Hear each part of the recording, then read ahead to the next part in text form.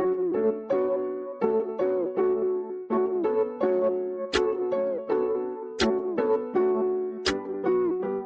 going on, guys? Welcome back to No Reserves Radio. I am your host, Rehn. With me, as always, Angelo and Austin.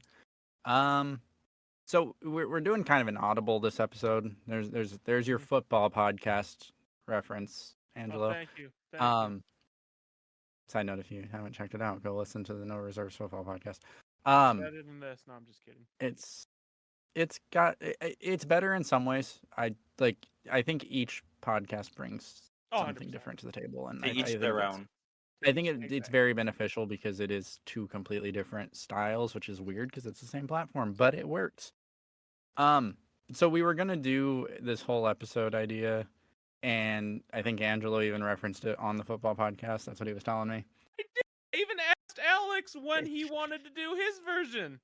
Thank you, So Rehn. I'm still going to do it. Like, we're still gonna do it. And if you didn't catch that, what we're gonna do is basically a Rehn-centric episode where I kind of explain to Angelo what advanced statistics are and how to read them, and it's kind of it's advanced analytics for dummies. The title of that episode will be Rehn Puts Everyone to Sleep, by the way. Right. So that was the reason why I decided I kind of didn't want to do it as a main episode, because I know a lot of people that listen to our podcast while they're driving, and I don't want to be responsible for a 10-car pileup because it is advanced analytics and it is kind of boring if you're not into it. If you're not a numbers and data nerd, it tells a great story, but it's not for everyone. So we'll do that as a bonus episode.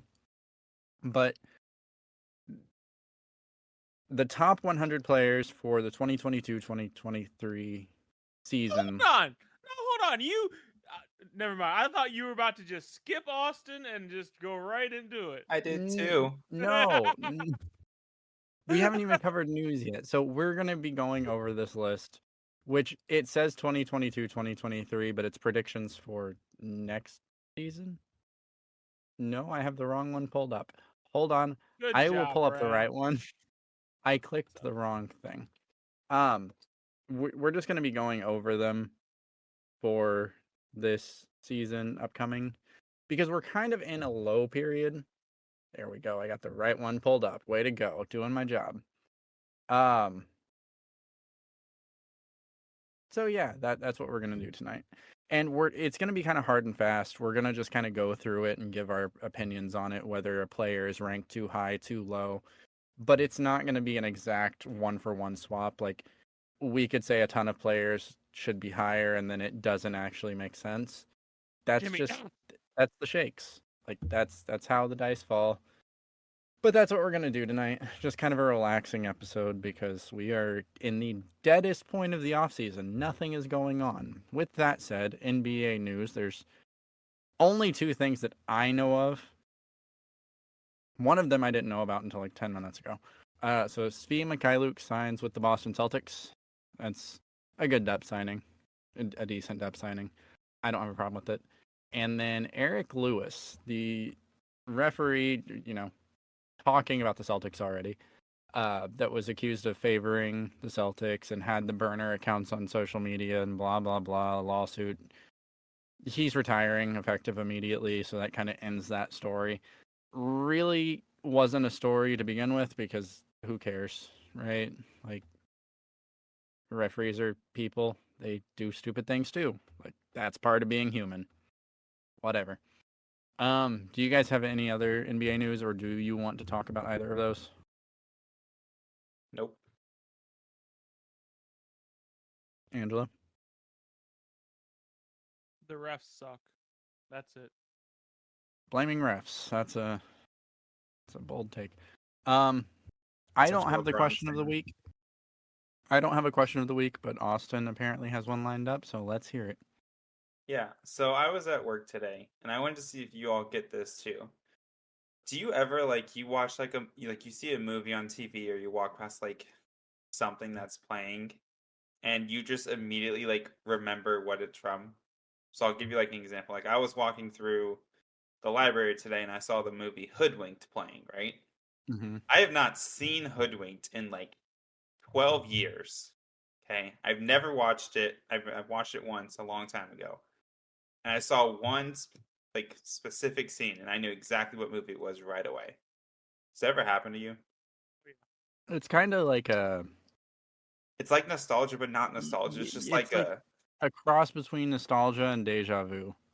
yeah, Like, yeah, I get what you're saying. I can't think of an example for me, but like, it's definitely happened. Or like a movie that you've completely forgot about. God, what's a good example? There was one really recently that I was flipping through TV and like it was just a picture of a crowd in it and like I immediately knew what movie it was even though like none of the characters were on the screen. I yeah. think it It's like might have been the Winter Soldier. I think it might have been Captain America Winter Soldier when like they're walking through the not the airport, like the bus hub when like they do the fake kiss and everything and they're like hiding. I think it was that. yeah. I don't know. It's just It's a like weird feeling. these memories that you don't remember having. Just we're still here. We're still Just here. like not necessarily recessed, but like just somewhere in the back of your brain taking up space that could be used for something like meaningful. Like Yeah. analytics. Yeah, pretty much. Like analytics, like actually understanding No, what makes a player good and bad and not just relying on a box score, Angelo. Um, what you talking about? so since I screwed up and didn't have the list already in front of me, I have not seen because I on the one that I was just looking at, I scrolled through and it was kind of weird to me. This one I haven't like looked at it at all. So are you guys ready to get into the top 100 predictions for next season? Let's do it. So I'm gonna start with the honorable mentions real quick, and I'm not gonna get through the entire list of honorable mentions. There's just a couple that jump out to me, and I want to see if you guys think these guys should be in the top 100. Jaden Ivey. Ooh. Can you read 100 so I know where their bar is? Tobias Harris. Ooh. Jaden Ivey needs to be up there. Yeah, that's what I was thinking. Shaden Sharp. That's tough. I think That's he's where he tough. belongs. I can't. He's young. He's young, so I think he's fine where he's at. Clint Capella, I think that's fair to leave him off the top 100. Like, oodles of potential, but he's Yeah. never like consistently been that guy. Mike Conley, it feels weird to leave him off, but I get it. And Yeah. Jakob Pertl. The other ones are like Brandon Miller. Like we don't even know. Right? Yeah, it's a rookie. Yeah. Dylan Brooks, I don't think Now, should even be in the now, top time like out 500. though. Time out though. Is Victor on this list? I don't know. Because if he is, it's kind of disingenuous to. Yeah. I don't think either of them should. I don't know. It's tough. Victor Because should be, but he shouldn't be. yeah, That's kind of the thing. yeah. Like I think like, well, for a prediction, do you think that it's fair to say, you know, whether it's just opportunity or raw talent, Victor will be one of the top 100 players in the NBA? Yeah, I think that's fair. But I think that would be fair to also say about Brandon Miller. And Scoot Henderson is not on this list. So is he in the top 100? If so, I don't think it's with Tobias Harris being the bar. And I did look at the next one, number 99. I don't think it would be a stretch to say Brandon Miller belongs in a prediction for the top 100 players because. Right. Oh, 100%. Okay, so let's get into it. So Tobias Harris, do you think 100 is too high or too low for him? Last season he averaged 14.7, 5.5 rebounds and 2.5 assists, shooting 50, 39 with 74 games played. Last year he was ranked number 68. I mean, I think that's fair. I don't think Tobias is I a. think he's regressed. Yeah. I'm good where he's at. Yeah, I'm cool with it. He should probably be a little bit lower depending on the parameters of this list, but So do you want it's to not, it's not offensive. Number 99, Josh Hart. Okay, now it's I think Tobias Harris should be a little higher. yeah. Last No, season, Josh Hart, 10 points, 8 rebounds, 4 assists, 59.2% from the field, 37.2 from three-pointer. I didn't know Too that high. he was. It's too high, but that's. I mean, that's inefficient scorer when he got the shots. But that's kind of the New York Knicks means in a they- nutshell last year. That means they put Josh Hart over freaking Brandon Miller. Yeah, so now you're kind of seeing what I'm saying. Austin, do you agree with Josh Hart at 99? Yeah. Over I don't like over Tobias Toby. Harris. Personal bias Okay. here. Number 98, Kevon Looney. What? Too high. Way too high last season. He averaged 7 points per game, 9 rebounds, 2.5 assists, which actually the 2.5 assists is kind of nice for a big 63 even field goal percentage. He played all 82 games.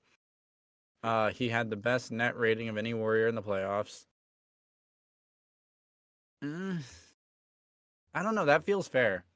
Like right at the end of the top 100. I don't know. That one's tough. I mean, I guess if you take the playoffs into consideration. At the same time, do you really take the playoffs into consideration when it's a list for Next season? Like, Yeah. I guess that's like, what have you done for me lately? Yeah. Like The last time we understood saw our Kevon list, Looney. because our list was a ranking it after the season had concluded. It's not looking forward. Right. So, anyway, go on. Sorry. It's also worth noting Kevon Looney's not like he's one of those players that we think is older than he is. He's only just turned 27. So yeah, he's a big, and they typically do hit that prime window a little bit earlier, but there's still room for growth, and 63% from the field is nothing to scoff at. So I think right at the end of the top 100 is fair. Number 97, Jaden McDaniels.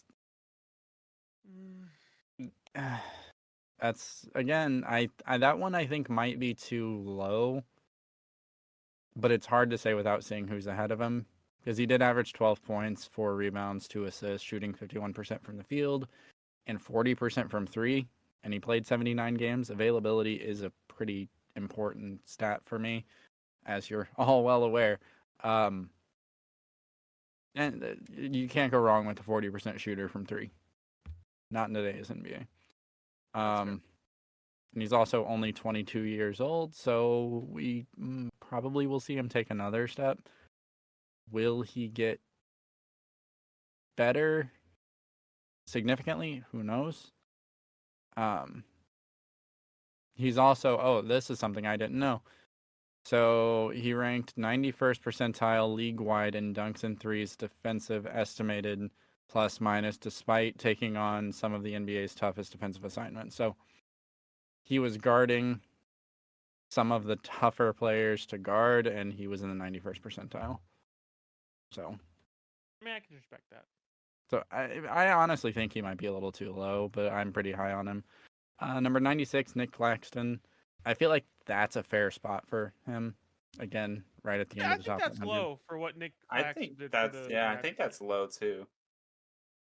So his stats, 12 also, and a half. Jaden McDaniels is where he belongs. Oh yeah, I didn't ask Austin.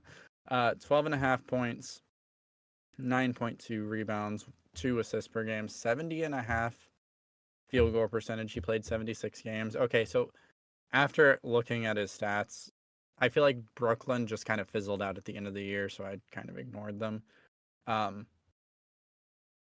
Just based on those stats. Before they blew it up, though, it was pivotal. He's a little too low for me. Yeah, 100%. So we go Austin. Where do you think for Claxton? I said he was too low. Okay. So at number 94 there was a tie, so we're going from 96 to 94. You're telling me this list doesn't even have the balls to make a distinction between 94th and 93rd? It's a tie. What? What do you mean this is 94 and this is 94 and 95, not 94 and 93. That's worse. So they used polling, and that's kind of what happens with polling sometimes. Okay.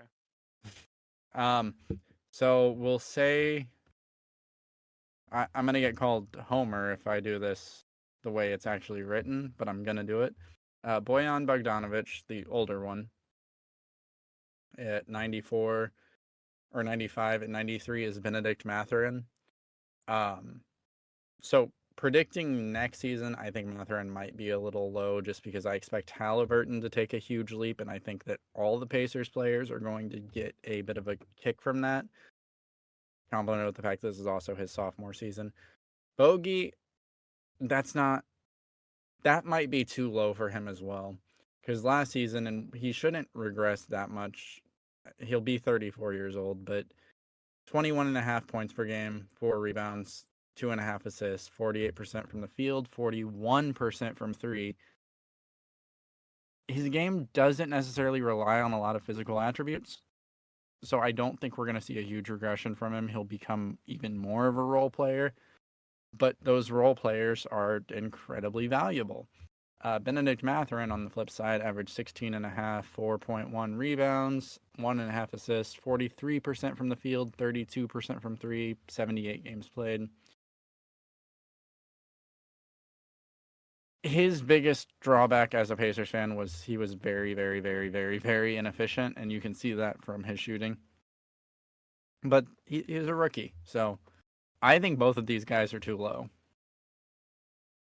Yeah, I agree. I can agree with that. I'm curious who they have. This is going to be an interesting list. Where? I'm curious who they have when you get into the 80s. Well, we're almost there. 93. John Collins. I'm not even going to read off the stats. That's way too high. I mean, yeah. That's way too high. He should be outside of the top 100 at this point. Yeah.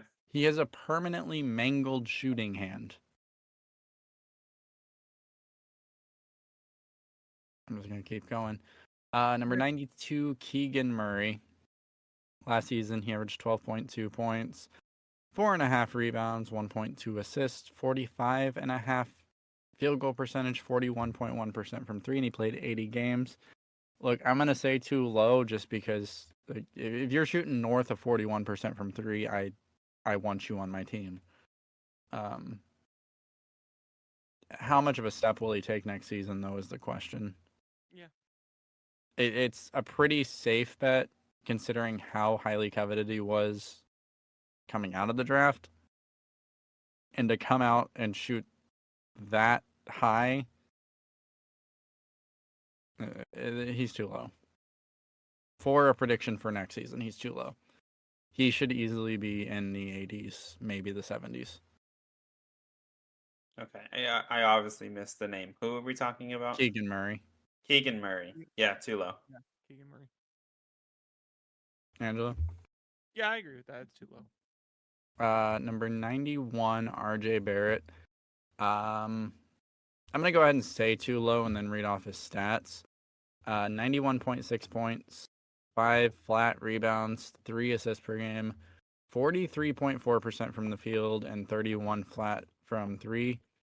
73 games games number played. one. Hmm? He should be number one. Number one? You just said 91 points.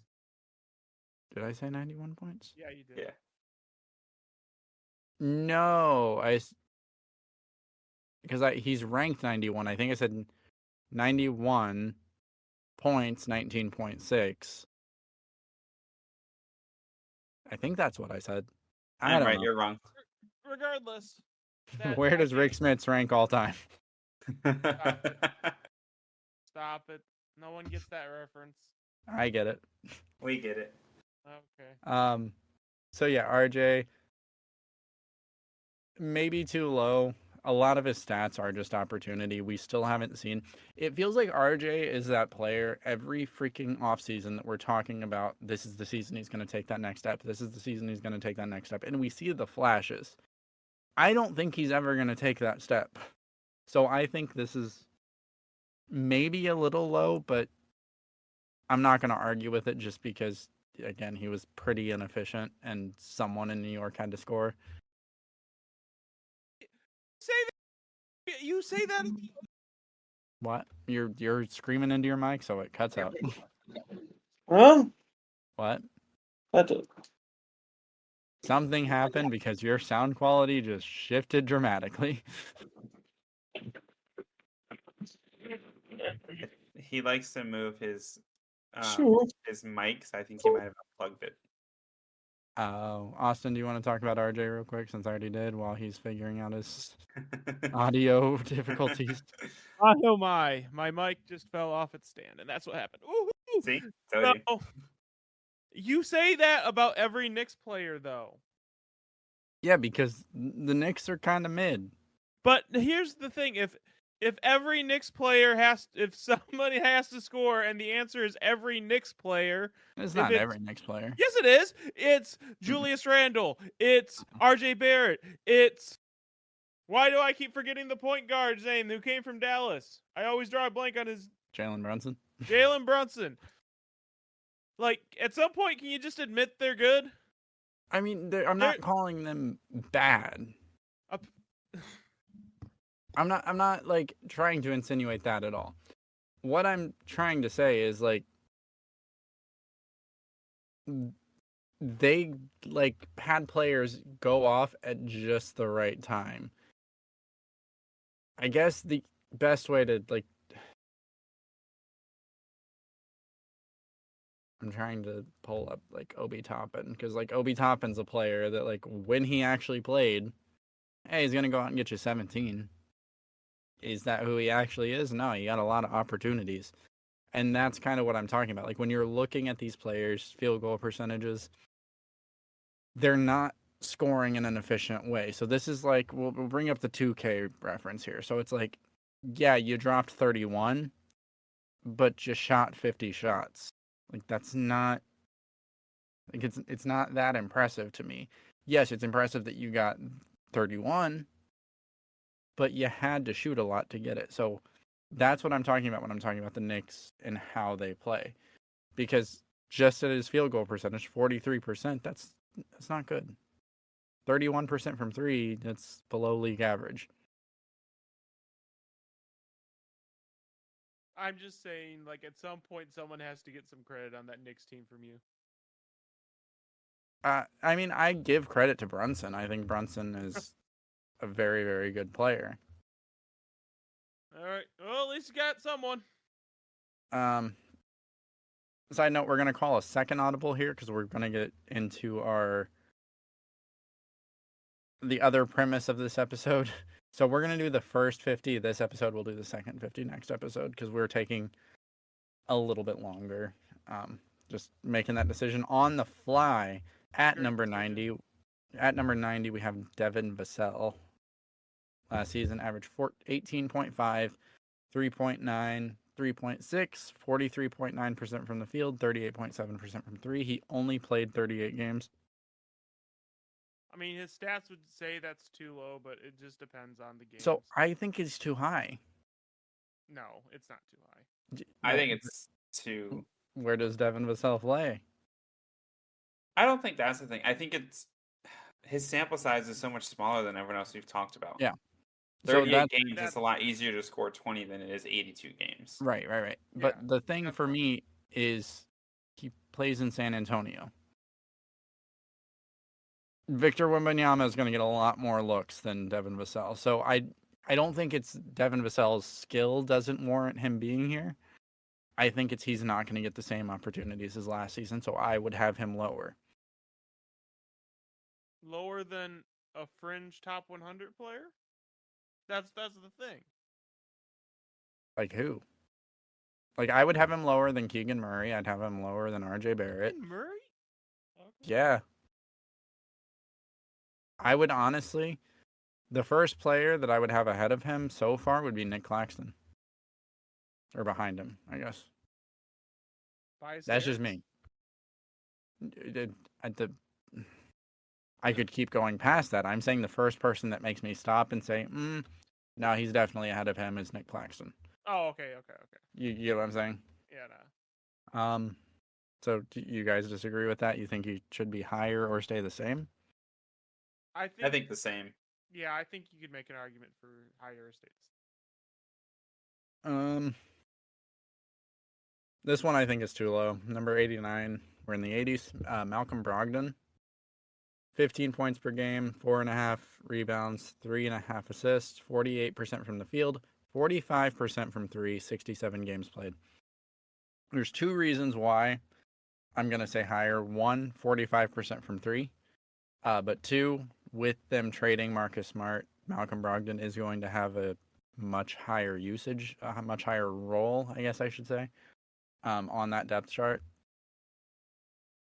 He's going to be a starter, isn't he? I would be shocked if he isn't. Yeah. So I would almost say higher. Yeah, I can agree with that. Yeah. Number 88, Bruce Brown. This is definitely a case of what have you done for me lately. 11.5 points per game, 4 rebounds per game, 3.5 assists per game, 48% from the field, 35 from deep, 80 games played. Now, do I think it's fair? Yes, to have him here. With playing with Tyrese Halliburton, again, I think anyone that plays with certain players in the league, I think if you play with Luka Doncic or LeBron James or Tyrese Halliburton or many players, Nikola Jokic, you're going to get inflated numbers just because they're going to get you the ball in a good spot. I can't justify saying higher, so I'm actually going to say right where he's at because he does also have that versatility of being a 3-and-D player because he's only 6'4", but he comfortably can guard a lot of the power forwards in the modern game. Yeah. And I mean, he's on a different team where he's still with a playmaker and he's going to have a bigger role. So, honestly, next season he probably should get a bump up. Agreed. Austin's just with the takes tonight. I mean, honestly, after Halliburton and Miles Turner, I don't know if Mathurin's coming off the bench or not, but assuming Mathurin is still somehow coming off the bench, who's competing for him for shots? See, that's the thing is this is a really strange season because like drafting Jarris Walker, that was the need, right? Like the Pacers needed a 4 that could defend and shoot, and that was Jarris Walker. And then they traded for Obi Toppin. Obi Toppin is a better right now NBA player. Benedict Mathurin and Bruce Brown are both realistically too small to play the 3, but I would not be shocked if the opening night lineup was Tyrese Halliburton, Benedict Mathurin, Bruce Brown, because Bruce Brown can guard the 3. But I don't know who takes those shots. We'll see. That's the case for Brown being higher. Yeah, that's fair. Number 87, Robert Williams. This one's too high for me, and the reasoning is like just looking at his stats: 8 points per game, 8 rebounds per game, 1.5 assists per game, 74% or 75% from the field, which is great. 35 games played. He has averaged 10 points, 10 rebounds, 2 blocks, and 1 steal per 36 minutes in all 5 of his NBA seasons. He also has a Kristaps now. So, in 4 seasons, he's missed 131 games. I can't, just based on the availability, I cannot justify him this high free fall. He is free falling. Tom Petty.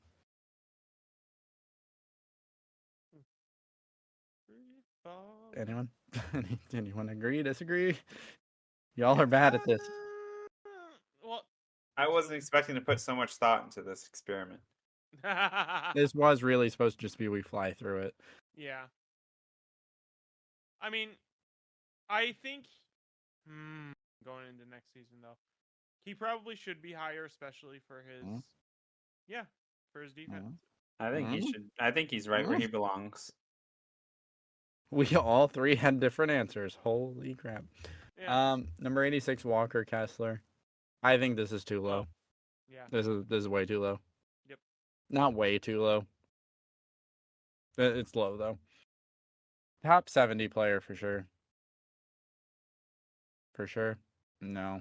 Top For sure. 80 player. Top 80 player.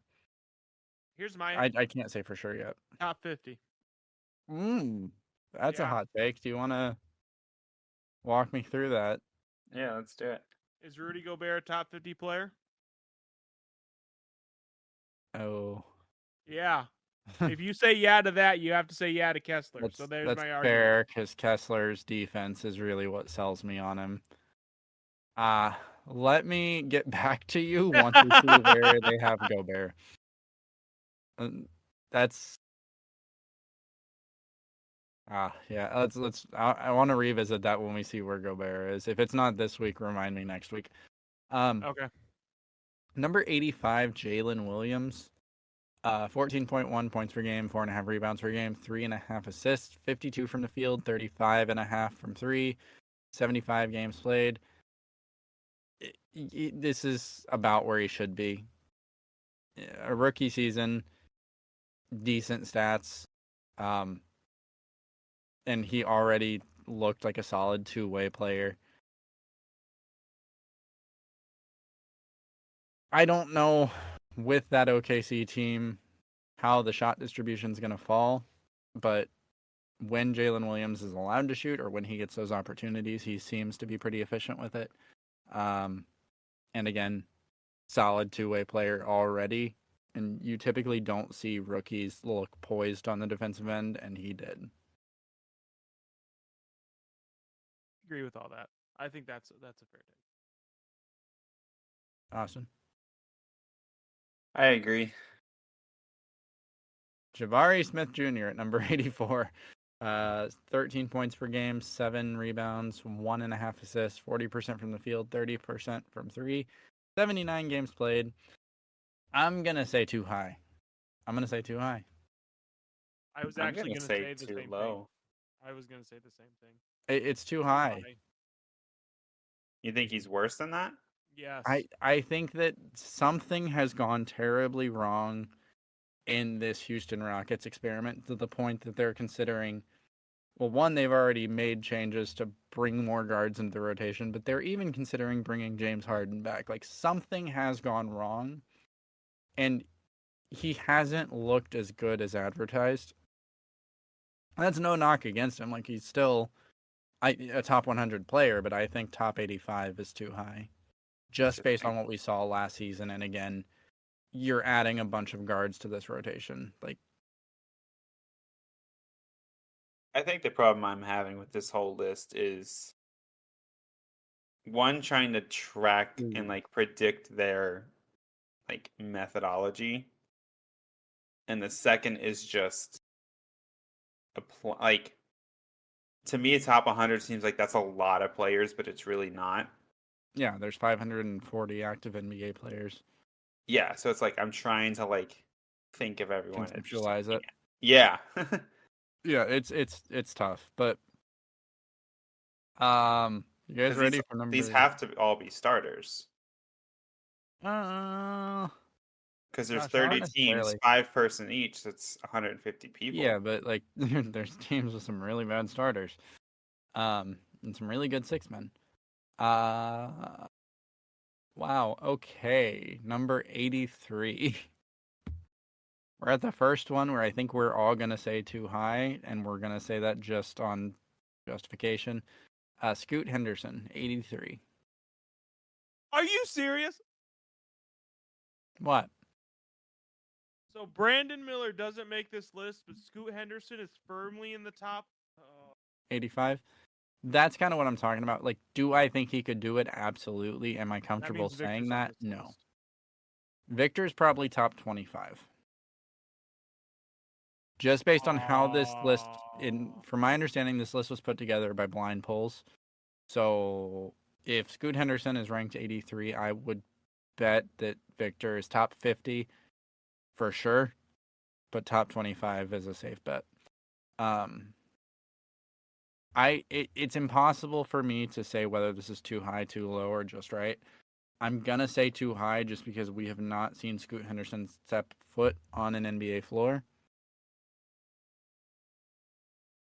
Yeah, no, there's not much you can say because you haven't seen the performance yet. Do I think that this probably could be fair? Yeah, absolutely. But I'm not comfortable saying that. I mean, it could be too low. Yeah, I think this is probably where he'll be for his rookie season. Yeah. But Austin, do you have any opinion on the rookie put in the top 10 or top 85? I think the rookie should have just been eliminated from the list and just put on a NA. Probably Like fair. they don't, like they're not measurable, so they're not on the list. They have no history. So Yeah. then what are we going on? Because I'm going to bring football into this. When you go into evaluating football players, you look at their college production to try and predict NFL success. So are we going off these players' G League production? Ooh, man, ooh. Oh, sorry, I scrolled ahead on the list. Oh no. Oh no. Oh no. It's Number Wemby being talked about today. I don't know. I didn't get that far. Oh. Number 82, Alperen Sengun. I think this is actually too low. 14.8 points per game, so 15 points per game, 9 rebounds per game, 4 assists per game, 55% from the field, 33% from 3. Look, he's 21 years old, basically averaging a double-double, shooting 33% from deep as a big. Pretty versatile defensively. I based on the growth we've seen to this point, I think this is too low. But I'm very, very high on Sengun. Yeah, I agree with that. I think that's too low. I forget Sengun exists, so I'm gonna say he's where he is. Really? Wow. The disrespect. Number I 81. don't think it's disrespect. I think it's just lack of exposure. Yeah. Yeah, it's not like they're like showing ESPN highlights every night. Number 81, Nikola Vucevic, 17.5 points, 11 rebounds, 3 assists, 52 field goal percentage, and 34 or 35% from 3. So once again, this is going into this season and trying to predict it. That's too high because Vooch is on a big downturn. Yeah, he's on a downturn, and it's too high because he's a big that's anemic defensively. Like, he's in the 19th percentile of defensive EPM. No. This is way too high. I would be comfortable with Voos being maybe in the top 100. Being in the top 100, sure, but he should be back there with like the Nick Claxtons and Tobias Harris's. I demand a repoll of all of these. Maybe we'll do no reserves predicts the top 100. Sorry, I got distracted by the fact that it says proud ally of the Charlotte Hornets in the background of this picture. But it's not a Hornets player. Number 80, Jalen Green. 22 points, 3.5 rebounds, 3.5 assists, 41% from the field, 33% from 3. Too low. Too high. Okay. Too high. Too low. I must have hope for the Rockets team or something.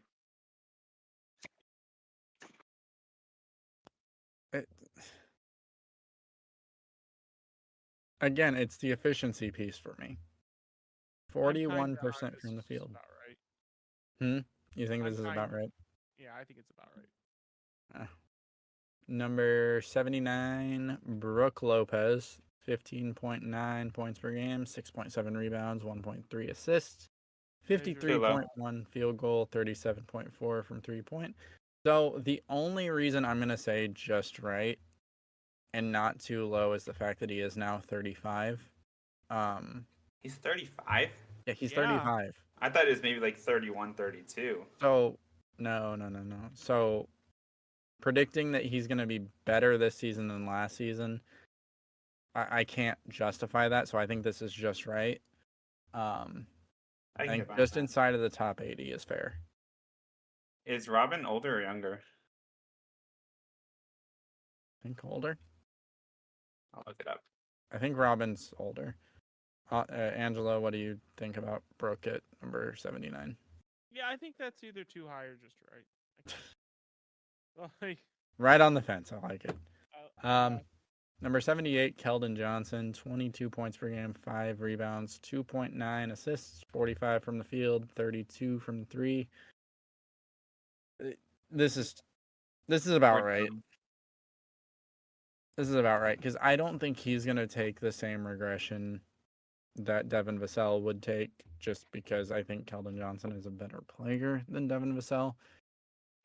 Even with Wemby taking some more of those touches, if again, assuming Wemby plays the whole season, which we're doing, we're being fair. But I think he's still a top 80 player. yeah, I think it's. I'm also extremely high on Keldon Johnson, so I'm kind of a KJ fanboy. I think it's a little low. I think it's low. Also, I figured out the Lopez. Uh-huh. They are actually twins. Oh, that actually makes sense when thinking about it, because if you got rid of the hair on Robin, It's perfect. the same person. Wow. Yeah. The hair is the only way I could tell them apart. Number 77, Kyle Kuzma. I'm just going to say too high and then read it and see if I'm right. 21.2 points, 7 rebounds, 3 assists, 44% from the field, 33% from 3.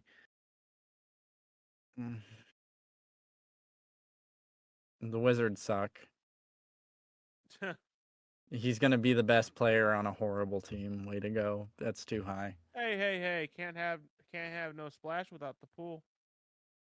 Oh, God. That leads into number 76, Jordan Poole. They couldn't decide who was going to be the benefactor of being on the worst team in the NBA. Both of these are too high. I said what I said. I won't elaborate further. I agree. You know what? I think there's a very good chance Poole comes out and he balls out. I think this is too low for Poole. I think he's going to go get buckets. I don't think that's going to translate to wins. So I don't care. This is too high. I don't think he averages more than 15. Ooh. Ouch. Even with the shot chucking, you don't think he averages more than 15? Who's going to take the shot away from him? Yeah. Kyle Kuzma? No. Didn't they get a Poole, Ricky? To be Jordan over on the wing while he shoots it. Jordan Poole's going to average a cool 24, and he's going to shoot 39% from the field. Calling it now. 75, CJ McCollum. 21 points per game, 4.5 rebounds, 5.5 assists, 43 from the field, 38.9, so 39 from 3.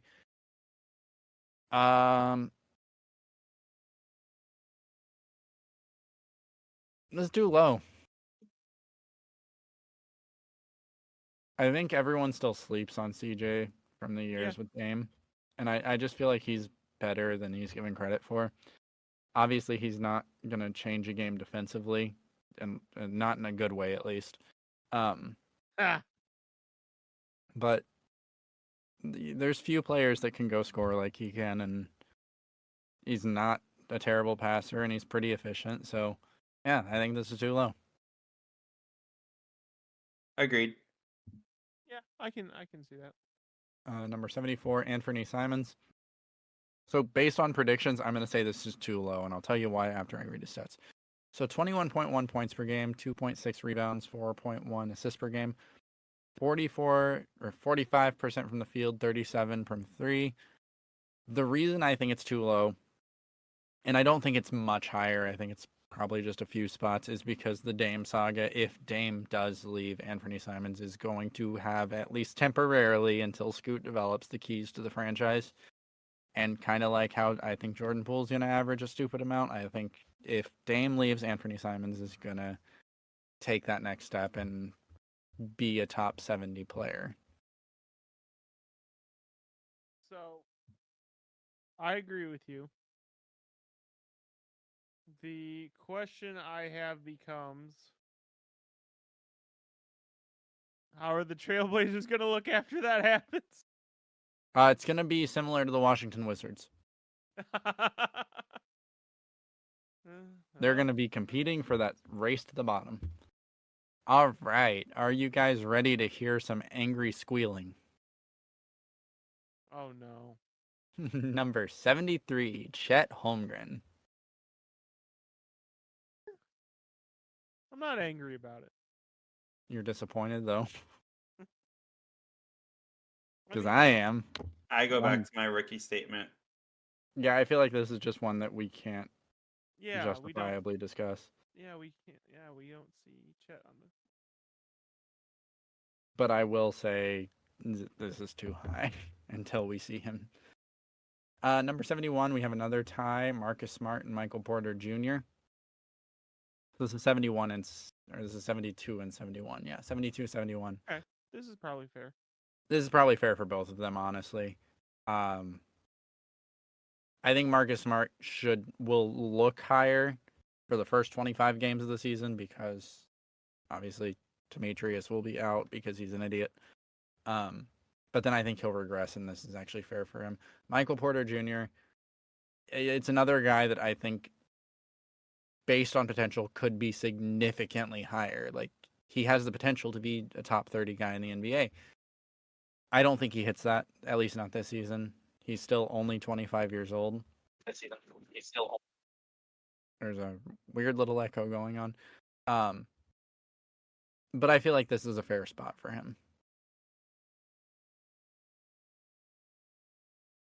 Austin, Angelo said he agreed that those were fair spots. Yep. Austin pulled an Angelo. Austin didn't pull an Angelo. He's right where he belongs. So what are your opinions on Marcus Smart and Michael Porter Jr. at 72 and 71, respectively? Respectively? I thought they were tied. I'm going based on how it's listed. Okay. I think when you said them, I was not mad about either one of those positions. Yeah. So we have another tie at 70. Okay. Yeah. Is that 70 and 69? 70 and 69 is Austin Reeves and Chris Paul. I'm just going to say both of them are too high. Austin Reeves, baby! I think both of them are too low. What? I can't say that about Chris Paul. But maybe Austin Reeves. I said it. What? Yeah. I said it. Yeah. No, hear me out. Yeah, you My said it. only You reasoning, said it. Hold on. My only reasoning. Remember, he's on the Warriors. I don't think he's going to start for the Warriors. He's going to be going against the bench units. He's going to start. I don't think he will. I bet you money. Well, it will be CP3 and Curry as the backcourt, Clay at the 3. No. Who? Because you Wiggins at the 4 and Dre at the 5. They're gonna go small ball. I'm telling you right now. This is the 2K lineup. Well, in my head, I am putting Paul off You're the bench, insane. and he's going You're against absolutely- the bench. You know unit. what? I thought Hakeem Olajuwon was the top center of all time. Was an insane take. That right there. You just You stop it. these are both too high. I'm not even gonna justify it. This one is also too high. Number 68, Derek White. That's way too high. That's way too high. And they really give the love to these Celtics bench players. Right? Number 67, Cam Johnson. That's fair. Yeah. I'm fine with that. Not good, not great. Number 66, Tyler Hero. I think that might be too low. I think too low because of injury. And he's gonna keep getting more and more opportunities to shine, and he averaged 20 points last season. Number 65, Aaron Gordon. That's about right. I think if you're doing What Have You Done For Me Lately, which this list seemed to have done, I think he could be higher. Yeah, he could be higher. Yeah. But it's a safe bet. Number 6. Go ahead. No, go ahead. It's all good. Number I said no. 64, Jarrett Allen. That sounds about right. I think that's a little low. I think so. The reason What number was being, he? 64. So my reason being is of the Cavaliers starting five, he's probably the worst. No. Who's their 3? No. Max Strus. Max Strus is. So he's not their first, second, or third option. I might 64 find Miami seems best players. about right because the Celtics or the Cavaliers are a lot of fun, but they're not game breaking. So I feel like having him in the top 65, that's fair. That means you've got 4 players in the top 65. That Sounds about right for a team that's not gonna probably be the 1 seed. Okay, if you put it that way, I can get with it. I would put him top like 55, but That would be I'll tough. I'll to hold then- my judgment until I figure out who's 55 and This is no reserves. Okay, so number 63, Victor Wembanyama. Oh. I was wrong. I was wrong. We're talking about Wemby this episode. Oh, Hold on. Time out. Because I want to look ahead to the future here. Number 62, Rudy Gobert. Do you think Whoa! Victor Wembanyama will be better or worse than Rudy Gobert next season? worse. Whoa. Whoa. I think you broke Angelo. This is the thing. Right here. This is the Rehn moment. This is the perfect Rehn moment. I have Victor on one side and Rudy on the other. I have Angelo's arch nemesis and Austin's arch nemesis. Like, this is perfect. And then right after this, I'm just going to, again, we're looking to the future. Number 61, MVP, Desmond Bane. Too low. Way too low. We're talking Top about 50. Wembanyama first. Wembanyama, I didn't even say his name right. I'm Wemby's reserving Going judgment. to win Rookie I'm reserving of the Year, Wemby, too. Austin. He's going to win Rookie of the Year if he's healthy. 100%. He's going to win Rookie of the Year, Austin. Just on hype votes alone. That said, I don't want to rank him. I'm not ranking him. I refuse. Rudy Gobert. Okay. You know what? 62. Rudy? Okay. Jared Allen should be higher than Rudy Gobert. Yes, 100%. So flip them. I would put Jared Allen at number 62, Rudy at number 68, 64. I think that's fair. I could get behind that. I'll Okay. accept. We're in agreement. Desmond Bane, 61, way too low. Way too low. Number 1. Top 50. Top 50. Top 1. Top 25. Oh. In all honesty, though, this is about right. I think he might, again, it's kind of like the I think Marcus it is Smart. a little bit too low, though. I think No, top I really 50, do think it's low. I think top 50 is fair because he's going to have 25 games where he has, again, the keys to the franchise. Mm-hmm. And he's just been a solid player. So, sorry if I'm speeding through this. That's my but second build. I have food waiting for me now. Number 60, Klay Thompson. That's weird to say, but that's about right. That's about right. Yeah. 60? Regressing Clay. Yeah. Regressing Klay. Yeah. Okay. This is 34-year-old Klay Thompson. That's fair. Number 59, Fred VanVleet. This is where it gets interesting. This is where it gets interesting. That's too high. That's too high. But at the same time, that's my justification for Jabari Smith and Jalen Green is all of the freaking. Where even is Van Vliet? Houston. Houston. Oh, yeah, then that's too high. Um, I still had him on the Raptors in my head for some reason. I think everyone did. I didn't. We have another tie for 58-57. Josh Giddey and Miles Turner. I confidently would say both of them are too low for next season. Agreed. Giddey, I think, has just made leaps and bounds every season. Agreed. He's a quiet riser Giddy, too. I can get behind Giddy. Miles Turner, Turner- I think, has apexed. The reason being is as the season progressed with, again, it doesn't come back to is Miles Turner a better player or not. It comes back to his impact on the floor. He's going to hit that apex of defensive player, right? Like, he's a player that if we had legitimate voting, he is in the running for defensive player of the year every year. We have the big market favoritism though. That's fine. That's a thing. But we know what we're getting from him. But Tyrese Halliburton, it keeps coming back to Hallie. I think just from playing with Halliburton and again, having that pick and pop, I'm basing it off of performance. I think he's too low. I think both of them are too low. I'm not saying by much. I think they're both top 55. I think Josh Giddey is probably top 50. I just think that 58 is too low for me to say Miles Turner, given the fact that, in my opinion, the best current pure point guard and the best make his teammates better player in the NBA is probably Tyrese Halliburton. Miles Turner benefits from that. If you're just factoring it off of Miles Turner's pure talent, sure, this is fair, but I think that his performance next season will be greater than 58.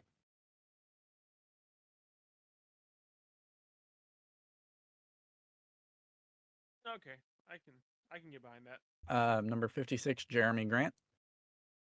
Ooh, About right. that's About right. Yeah, Too high. too high. Too high, but I think he's another lack of exposure guy for me. This is a weird one. Number 55, Julius Randle. This man's Too low. Too low. This man's went out and averaged a 25-point double-double on 46 and 35 It's shooting. too low. Me We should being be my talking- biased self, I still agree too low. We should. Yeah, it's we should be it's talking too low. about him in the next episode. Yeah, this shouldn't be in this episode. Agreed. And it makes me more mad when I see the next one. And I'm a fan of this guy. Number 54, DeAndre Ayton. Way too high. Too high. Not way too high. Not Way way too high. I agree with way too high. Way too I high. don't think way too high. I think he should be down there with Rudy Gobert. He's 80s for me. He's 70, 70 he's to 80 below for me. Gobert. He's below Jared Allen. He's definitely below Allen. I don't know if I would put him below Gobert. I would. He can at least Gobert's pretend to. defense makes up for. Ayton's a pretty solid defender. You sure? You want to go rewatch the playoffs? Okay, what have you done for me lately? I get it, but we don't ignore a career of results because of one series. Yeah, we do. And again, do you want to go rewatch the I playoffs? love how Austin just nonchalantly said, yeah, we do. You want to go rewatch the playoffs because who was he guarding? Who did he The give up on? non-MVP. Jokic. He was guarding Jokic. Jokic made everyone disappear in the playoffs. Let's not act like Bam Adebayo didn't look great against Jokic. No one did. Let's not hold. Didn't look like a turnstile though. I don't think that he looked much better. Serious? Number 50 Are you serious? There is There it clips. is. There is clips of this guy walking away from Nikola Jokic, whatever his name is, and giving it to KD. And you're telling me Bam Okay, didn't look much worse? Wait, are you talking about like offensively he gave it to KD? Because that just seems like the smart No, thing to do. defensively. He was defending him and he walked away from him. So So, KD yeah. would have to pick up. Whatever. I just think that he's better than you're Way giving too him high. credit for. Number 53, Scotty Barnes. I feel like that's too low. I don't think it's much too low. I think Scotty's probably top 45. But if you Yeah. remember from our episode a few weeks ago, I'm not the highest on like when we were predicting next season. I'm not like I like Scotty Barnes. Don't get me wrong, but I'm not as much of a believer. But I do think he's too low here. Angelo, are you done yelling yet? Can you Yeah, I'm contribute? I don't know if I can contribute, but yeah, I mean, it's probably a little bit too low, honestly. for what Right, he number is to the rest. 52, Franz Wagner. That's about right. I want to say too high, Yeah, same. but I can't. So I'm gonna say that's just about right. Did you say Franz? Yeah. Franz. I'm good where he's at. Yeah. Number 51, Tyrese Maxey. So this depends on the James Harden saga. If James Harden is not there, I think this is too low. If he I is think there, I him- think this is I think it's exactly too right. low regardless. Yeah, I I don't- think we should be talking about him in the top 50 as well. I think Harden takes a step back. I mean, regardless, I think Harden A walking step back. but a walking step back. He travels. Step back. And number 50, which is where we're going to end this episode on our prediction, or not our predictions, but reviewing the predictions. Number 50 is Chris Middleton. I think that's about right. Right in the middle. I don't Yeah. think Giannis is like Middle for I'm not Middleton. disrespecting Giannis or not trying to here, but I don't think Giannis is the player he is without Middleton. And I think agree. we agree there. Like Middleton's the one that gives him that outlet, gives him that pressure release valve. I think both him and Brooke. Yeah, for sure. I mean, Yeah. Brook Lopez this season especially, but I think Middleton has really fit Giannis's game so freaking well. Yep. And there's just nothing wrong with that pairing. Okay, so we will. Oh God, I looked at number 49. We it. will. Huh? Stop it. I'm not. It's just I couldn't scroll like to read the rest of the list without seeing it. But that's gonna be an interesting one to start next week, which we will start. We'll do the other half. So now let's do some This or NBA that. this or that, would you rather, whatever. And we'll probably split this to next week too, because again, we're in the off season and the slowest part of the off season. I want to start. Let's go ahead, start. All right. So me and Angelo are the ones that actually took time and wrote our answer Okay, or wrote okay, questions. okay. Rehn is the one that just decided to look them up. Mm-hmm. So I had to throw Let's it out there. elaborate. Let's elaborate. I wrote a whole script on advanced statistics and then realized I didn't want Oh you all yeah, to fall where asleep. where was that whole script on this episode, Ron?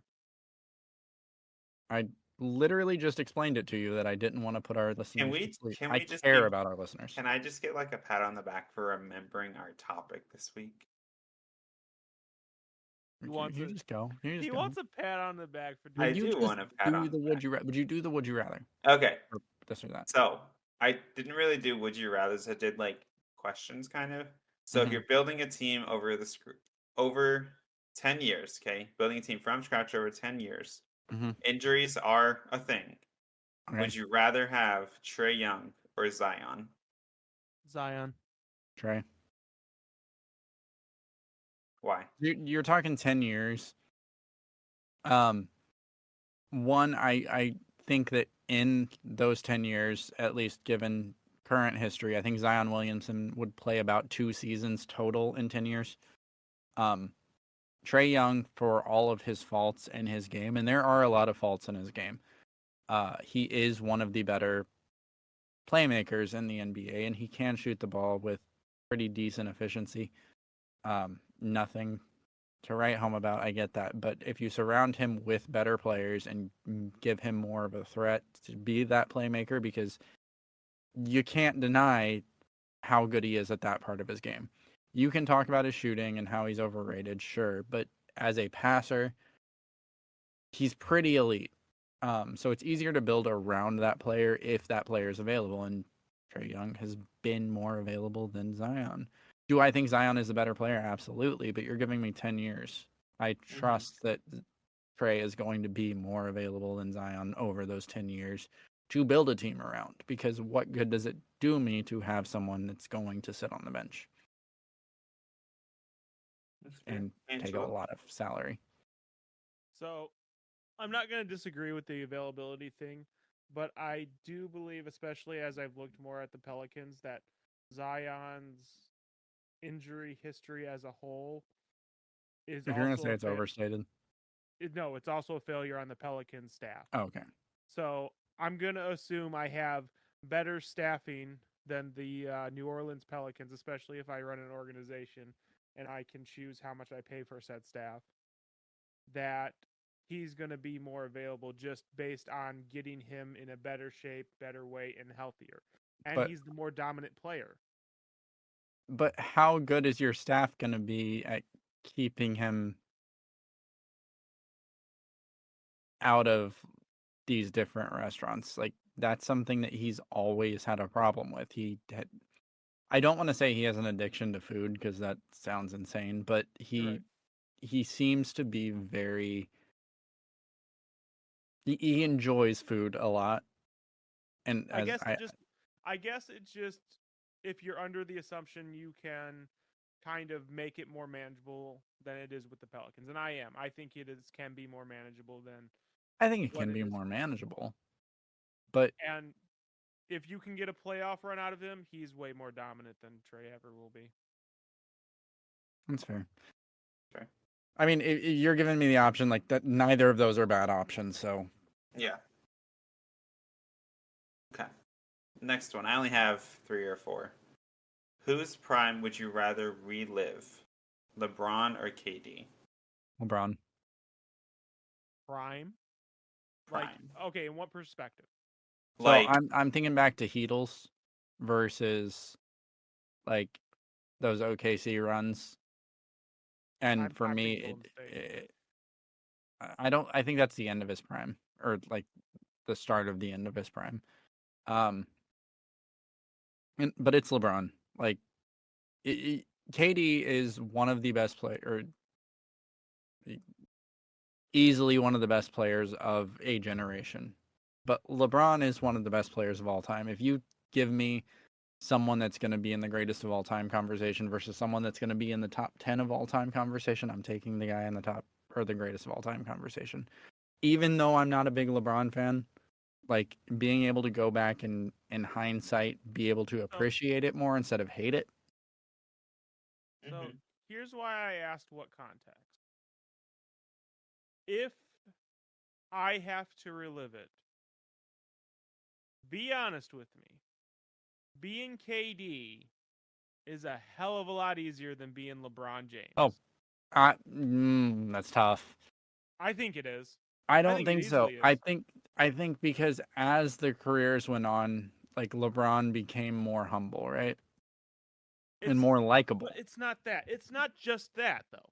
It's what you have to do to maintain the level you're at. LeBron, I think I'm not saying either of them don't work hard. But LeBron has way more on his plate as far as nutrition, as far as how much he has to spend on building his body up to play as much as he's played the way he's played. But here's the thing, because I don't think either of them necessarily have that difficult of a time. And I don't mean that to say like, oh, they're just naturally talented or they didn't work for what they did. I'm not saying that. I'm saying no, neither am I. If you're talking about KD, what is KD's biggest strength? It's his shooting from anywhere on the floor, right? Yeah. That's not reliant on athleticism. Fair? Yeah. Fair. LeBron, his greatest strength is his basketball IQ and his ability to play make. That's why we still see him as dominant as he is at the age he is. That's not reliant on his physical gifts. But bulldozing his way through people to get those openings is. I don't think it is, because we've seen players on the smaller side that are just cognizant enough to be able to have that court vision to get to the rim. I'm not saying that LeBron didn't use his physical gifts. I just don't necessarily think he needed it, because he read the floor better than any player that's ever played the game. Whether or not you consider him the greatest of all time, LeBron is the best quarterback that has ever played in the NBA. And that's an ability to read the defense. I don't think he needed to be as physical to be as dominant as he was. That he was, sure, absolutely, I'll give it to you, but I don't think that makes it easier or harder to be LeBron or KD. I think that KD had a more difficult path because he faced more backlash than LeBron. LeBron had that brief period of being a villain because of the decision, and yeah, we all still call back to it because it was immature and stupid. KD gets to be the snake for the entire rest of his career and into retirement for jumping ship to go to the Golden State Warriors. Yeah, LeBron went to the Heat, but he didn't go to the 73-9 Warriors. So I don't know. I think I would, if I'm reliving it, I would rather relive LeBron's prime just because it was more exciting. I'd rather be king. But yeah, that's a good question. All right, this one stales out a little bit. Would you rather have that team that we talked about, right? That 10-year team. Hmm. Would you rather have Greg Popovich be your coach or Phil Jackson? Phil Jackson. Oh no, hold on. Pop. Pop. Not It's even Pop. close. It's It's not Pop. even. It's not even close. It's Don't Pop. even. There was obviously a moment where I was like, "Oh, Phil Jackson easily," but then I like thought about it. I was like, "Yeah, no, it's It's close. It's not even close." Okay, my last one. Would you rather have your favorite team win a championship or have your favorite team have the next 3 first overall picks? Championship. Championship. Okay, now second question. Is there a number of picks that would shift your opinion? No. No. No. Now if you got the next 10 firsts. Doesn't matter. Homie, I've been waiting my entire life to see the Pacers win a championship. First round picks could be anything. They could eventually lead to a championship, but a championship is a championship. I don't care if my best player is freaking JaVale McGee. If I'm winning the championship, I'm down. I'm going back to the football podcast. So because me and Alex are in a bunch of dynasty leagues. One of the thing Alex reminisces of, because he's actually never won a championship in our home league. One of the thing he regrets is he says, I wasn't aggressive enough in pursuing players when I was making those runs, and it eventually came to bite me. You don't regret winning a championship. There is nothing you can say you do not regret winning a championship. But you can 100% regret not getting pieces or biffing on 10 number 1 overall picks. It's not even close. You take the championship. You do what you need to do. Yeah, you take it every time. That's all the questions I have. I did more of a this or that.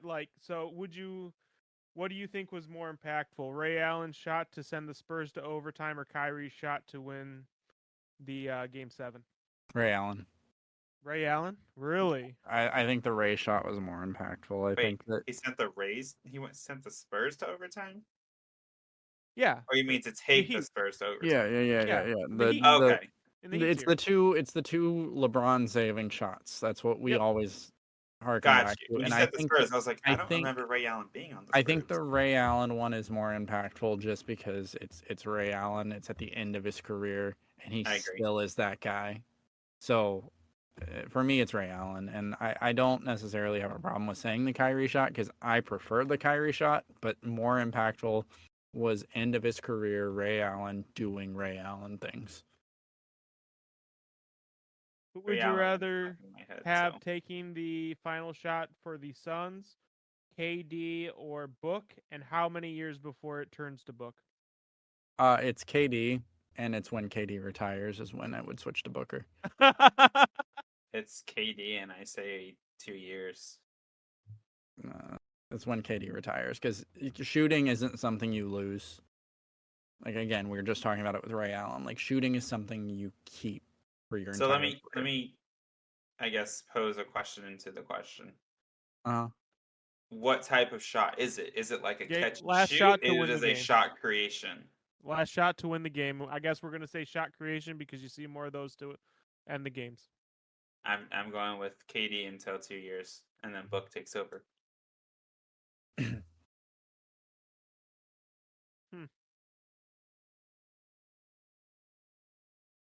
This season, yeah, I have. So this coming season, who are you taking? Are we have an open book? Yeah. Whoever we want. Wow. Yeah. I have to find these things, right? I don't have a website that I can just pull questions out of the ether. I will say, I found the Reddit post that Austin got some of his from.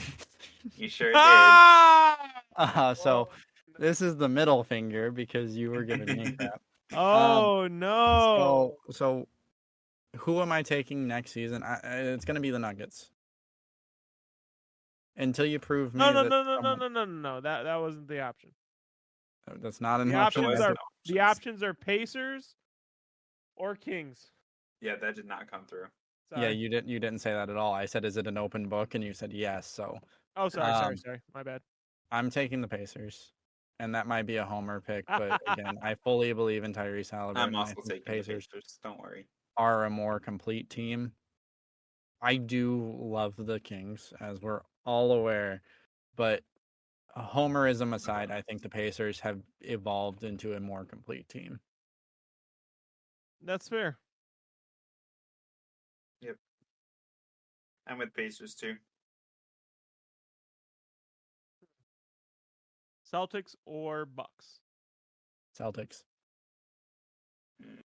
I'm Bucks. Yeah, Celtics. I'm Celtics I'm Bucks. because, again, the same thing with the Pacers. I think the Celtics are a more complete team. Do I think Giannis is the best player in that series? Absolutely. Yep. Giannis is one player. I think Jaylen Porzingis Brown. tipped the scales for me towards Celtics, but if Yeah. Porzingis wasn't on there, I'd go Bucks. I still would probably say Celtics, but it would be close. What is the worst run organization in the NBA right now? Oh, God, Clippers. Or Really? you know what? No. It's Rockets the for Lakers. me. It's the Lakers. Lakers? It's the Lakers. Lakers. Lakers? Genie Bus is god awful. Fight me. Wow. You wouldn't want to know the result of that fight, Ren. No, Genie Bus is the worst executive in the NBA, and I do not care. I think it's the Nets. I don't think the Nets are that bad ran. I think it's the Rockets. I think the Rockets are like the worst coach team for sure. Like there's no development going on. But Genie Bus had a I think the fastball. Magic have no development going on. Ah! What? Like outside Apollo, like for a Bron- long time, Franz the Wagner? Magic have not been developing. Cole Anthony? Bronson? Markel Fultz? No. Calm down. Oh, Calm get down, he out of here. says. You're grasping. What's your next question? Ah! Okay. So, obviously, we have the results. Mm-hmm. Where, if you could reassign Scoot Henderson, where would you reassign him to be the best fit? Any team? Any team. The Portland Trailblazers if Damian Lillard's trade goes through. I don't. Besides that, like, and we're ignoring like all other context of the draft, or what? Yeah. Spurs. The Spurs. I'm thinking Lakers. I'm thinking know his about timeline and organization validity. Outside of that, maybe Chicago Chicago would be a good one. Not mad at or Chicago. Boston. Boston would be a super team. That would be insane. Next. Ooh. Shaq or Hakeem? Shaq. Okay, I am gonna actually go Hakeem, Ugh. but I do because I do think Shaq is a bit overrated. I think he's definitely overrated, but here's the thing I have a problem with Shaq. I don't mind he's a great player, okay? I just think he's the only player we look in like the top 5, the top 10 who you can argue didn't do the most with what he was given. And that just sits wrong with me. I just think he was kind of like, it's weird to say, but he was lazy. Yeah, especially at the end. How many more do you have? Huh? How many more do you have? Oh, I'm just spitballing at this point. Oh.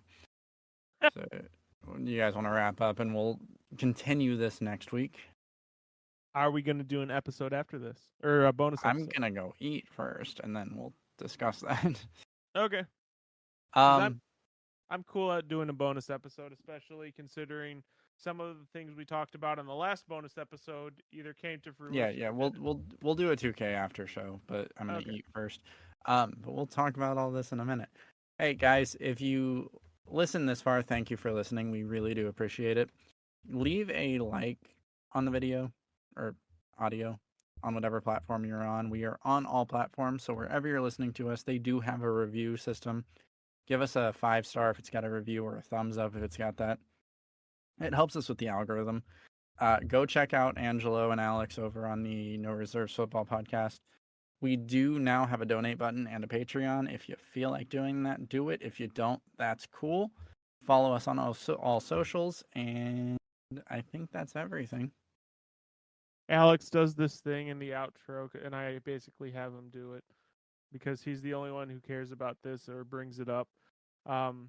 Rate us 5 stars on everything. And I literally just said that. Oh, you did? Oh, I missed. I literally just said that. Must I've have said zoned that it out. every week since we've done this. Must have zoned it out. I have literally told them to leave us a 5-star rating every week. I I just don't said believe it. you. I actually, that doesn't sound Austin, right. Austin, Austin. I'm sorry, Angelo. I He has? literally say this every week. It I doesn't. am so upset right Yeah. now. It Guys, doesn't. check us out on the bonus episode. We're going to talk more about 2K if that's your thing. If not, we will see you next Sunday. Angelo and Alex will see you on Tuesday and Thursday. The football season's about to kick off, so It's gonna be fun. it'll be fun. So check them out. I think Austin might join them next week. So hey, He what? You what? if Austin's Austin? You if got Austin's your voluntold? favorite, if Austin's your favorite, you get more Austin next week. But Yeah. I'm gonna go eat. So I will see you all next week on same time. Voluntold. Same time. Same time. Have a good week. See ya. Peace.